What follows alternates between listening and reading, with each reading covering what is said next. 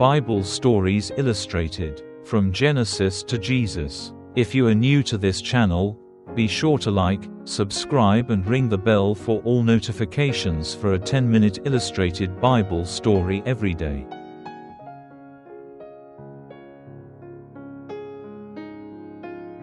In this video, you will hear the story of Noah and the Great Flood. The story of Noah does not begin with the flood. It begins much earlier, in the opening chapters of the book of Genesis. In the beginning, God created the world in perfect order. The first man and woman, Adam and Eve, lived in peace in the Garden of Eden. But when they disobeyed God, sin entered the world. Their sons, Cain and Abel, showed how quickly humanity had changed when Cain murdered his brother. As generations passed, the earth became filled with violence, corruption, and fear. What had once been a perfect world had become a dangerous and broken one. But even in that darkness, there was one man who chose to live differently. His name was Noah. Noah lived in a time when almost everyone had turned away from God, yet he remained faithful. He was known as a righteous man, someone who tried to do what was right even when the world around him did not. While others chased power, wealth, and violence, Noah lived quietly with his family and trusted God. One day, God spoke to Noah and gave him a warning unlike anything the world had ever heard before. The earth had become so corrupt that it would be washed clean. A great flood was coming, a flood so powerful that it would cover the land and destroy everything living on it. But Noah would be saved, along with his family and the animals of the earth. God then gave Noah very specific instructions. He was to build an ark, not a small boat, but a massive wooden ship. It had to be strong enough to survive a disaster the world had never seen. It would need room for his family, room for food, and room for animals of every kind. The task must have seemed impossible, but Noah did not argue. He simply obeyed. Day after day, month after month, Noah worked on the ark. He cut wood, shaped huge beams, and slowly built a structure so large that it must have shocked anyone who saw it.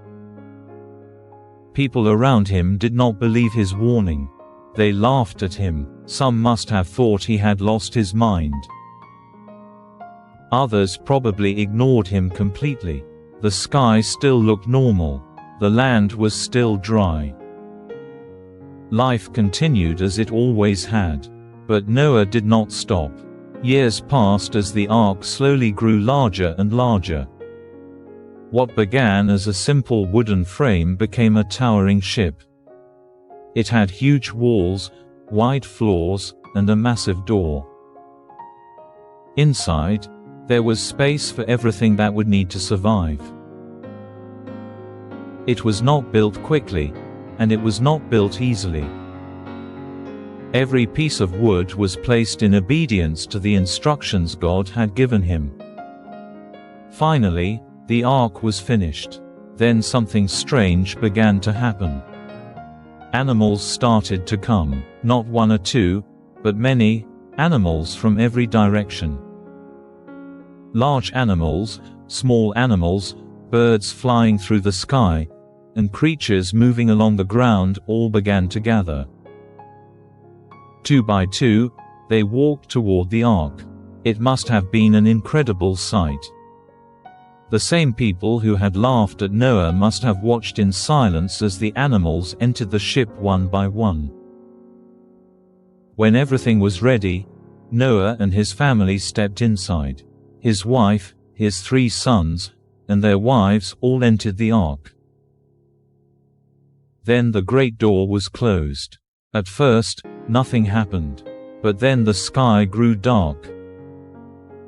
Rain began to fall. At first it may not have seemed unusual, but the rain did not stop. It fell harder and harder. Hours passed. Then days passed. The rain continued without pause. The ground became soaked, rivers overflowed, and water began to rise across the land. Soon the lower areas disappeared beneath the flood. The storm continued for 40 days and 40 nights. The water rose higher and higher until even the hills were covered. Then the mountains disappeared beneath the rising flood. The entire world became water. Everything outside the ark was destroyed, and the violent world that had filled the earth was gone. But inside the ark, Noah and his family were safe. The animals were safe. The ark floated on the endless water while the storm raged around them. There was nothing to see outside except dark clouds and waves. Days turned into weeks. Weeks turned into months. Life inside the ark must have been difficult. There was no dry land, no fields, and no certainty of when the flood would end. All Noah could do was trust that God had not forgotten him. Eventually, the rain stopped. The storm ended, and the waters slowly began to fall. It did not happen quickly. It took many months before the land began to appear again. One day, the ark finally came to rest on a mountain. It no longer moved. The long journey on the water was over. Still, Noah waited. He did not rush outside. Instead, he waited patiently until the earth was dry again. When the time was finally right, the door was opened, and Noah stepped out onto the land. The world he saw was completely different from the one he had known before.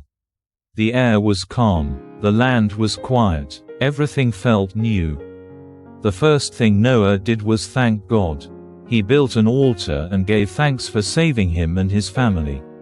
After everything he had seen, the years of work, the laughter of the people, the storm, and the long months on the water, he knew that he had survived because he had trusted God. Then God made a promise that would last forever. He said he would never again destroy the whole earth with a flood. As a sign of this promise, a rainbow appeared in the sky. It was more than just a beautiful sight. It was a reminder that even after judgment, mercy still remained. But the story does not end there. Humanity would begin again through Noah's family. The earth would slowly fill with people once more. And before long, people would begin to forget the lessons of the flood. Pride would grow again. People would try to make a name for themselves. They would attempt to build something so great that it would challenge the power of God Himself.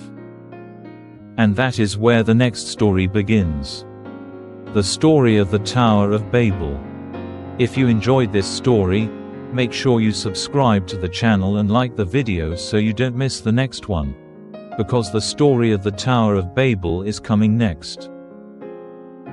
Don't forget to like, comment, share and subscribe to help spread the word of our Lord. Thank you.